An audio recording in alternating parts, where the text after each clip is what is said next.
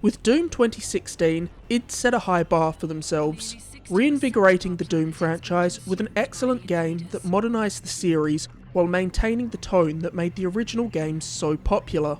Now with Doom Eternal, id have taken the bar and raised it even higher, with a sequel that improves on the already rock-solid foundation of the prior game in almost every way.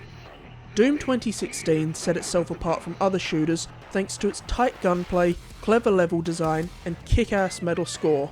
Somehow, in Doom Eternal, all of these elements are made even better. Doom's biggest draw is of course its combat, and Doom Eternal features the best gunplay the series has ever offered. Not only is the selection of weapons diverse and satisfying to use, its environments are masterfully designed with a level of intricacy rarely seen in first-person shooters. Often in a shooter, environments can feel limited to wide open spaces or dull corridors, but in Doom Eternal, the combat arenas often combine open areas with narrow tunnels, portals that you can use to teleport, and poles that can be used to quickly swing around the environment. The amount of gameplay options that the environments present in Doom Eternal elevate the shootouts to another level. Of course, mechanics like the glory kills and chainsaw from Doom 2016 make their return in Eternal. If you aren't familiar with Doom 2016, both of these mechanics were very important in that game, and they remain very important here. Getting a demon to low health, then finishing it off with a brutal glory kill by pressing the right stick rewards you with health, while using your chainsaw to kill an enemy will reward you with ammo.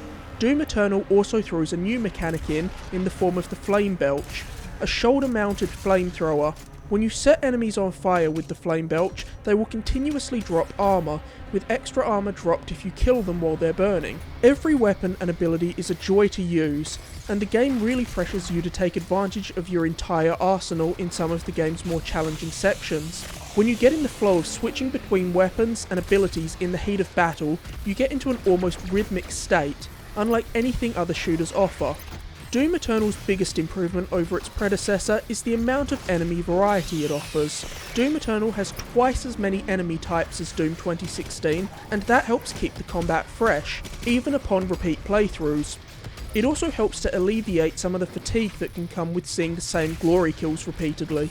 I've already gushed about just how much the environments shine while in combat, but the environments remain just as impressive out of combat.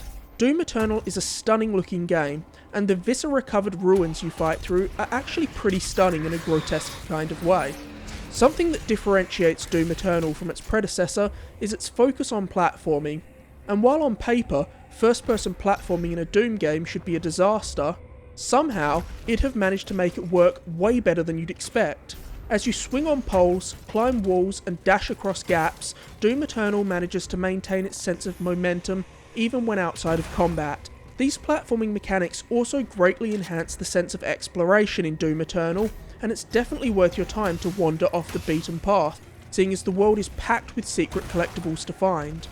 The soundtracks are one of the most iconic parts of the Doom franchise as a whole, and as a metalhead, Doom 2016 offered one of my favourite video game soundtracks ever. And as you'd expect, Doom Eternal delivers another kick-ass soundtrack that's every bit as epic as what was found in its predecessor. While playing Doom Eternal, I also sunk quite a lot of time into the multiplayer, and found it to be a vast improvement over the more traditional multiplayer that was offered in Doom 2016, though this multiplayer does still have some shortcomings. In Doom Eternal's multiplayer mode, one player controls the Doomslayer, while two other players control the demons trying to kill him.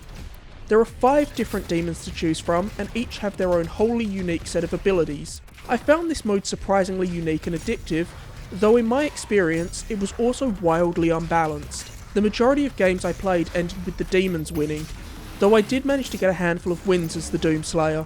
So while the multiplayer is quite fun and worth a look, it definitely still needs to be tweaked.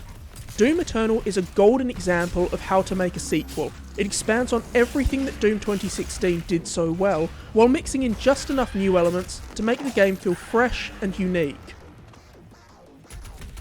Thank you for watching. If you enjoyed this review, make sure to like and subscribe, and stay tuned to my channel for more reviews, including my review of Final Fantasy VII Remake.